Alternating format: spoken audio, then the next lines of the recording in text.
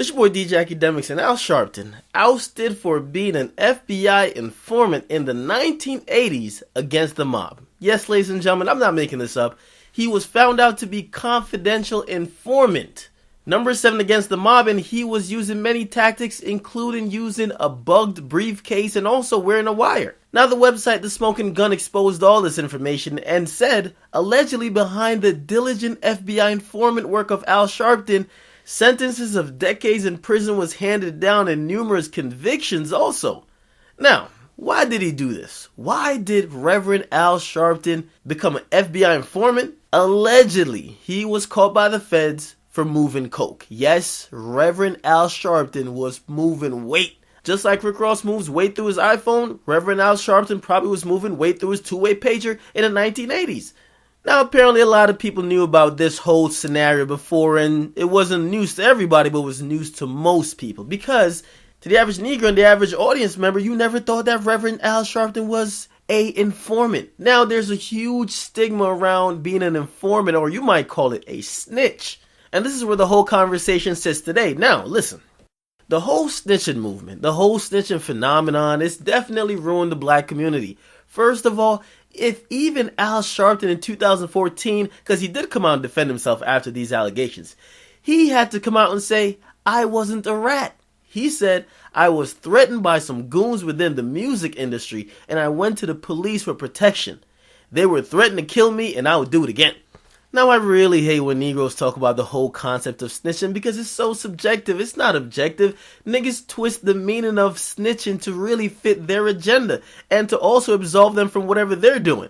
So, for example, the general definition of snitching is telling on someone when you guys did a crime. Now, you'll have people jump in by saying, well, Al Sharpton didn't technically snitch because he wasn't committing the same crimes he was snitching on or informing on against the mob. So he didn't technically be a snitch because he didn't get caught doing the same act. He told on them for something entirely different. And these variation in definition could even go into just saying it's snitching by you just even picking up the police and reporting a dead body outside your house. Or to even some dumb Negroes, they even interpret snitching as you reposting what someone posted on their Instagram of them having a gun and you showing people that, hey, look what he posted. Now you're snitching. He's not snitching on himself. Now, this is my thought on the nigga definition of snitching. Listen, I really love when niggas snitch on themselves. I love when niggas snitch on themselves and others.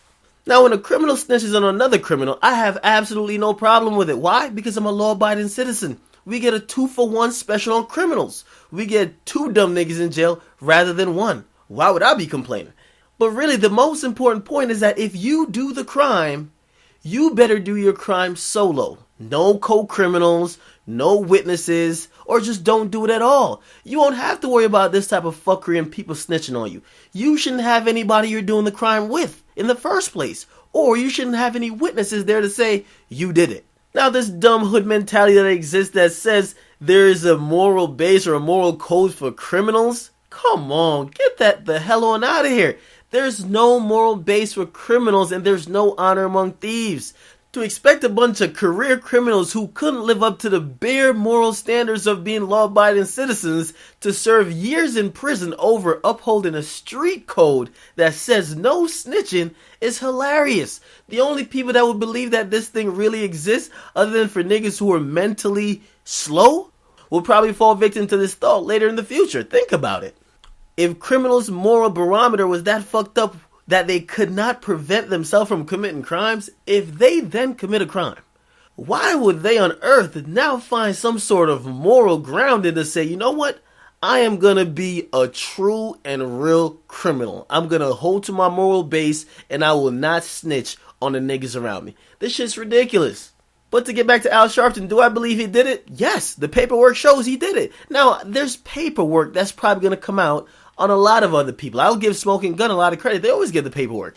We've been waiting on paperwork to come out on T.I. for the longest. And a lot of niggas say he's been an informant. However, we haven't seen any paperwork. The paperwork clearly shows that CI number 7 was indeed Reverend Al Sharpton. Was Clifford Harris snitching by the street definitions of things? Was he telling on people wearing wires and now changed his name to Clifford Huxtable since he's been put in witness protection? I need some answers. But I will not call Reverend Al Sharpton a snitch because, as I said, I hate talking about the word snitch with dumb Negroes because they twist the definition so much. And I guarantee right now, if I say, yo, I want all you guys who are listening to this, get in the comment box and give me your definition of snitching, it will all be different. But I'll give you that opportunity right now. Get in that comment box. Make sure you hit that like button. Follow me on social media at I'm Akademiks, and I'm out.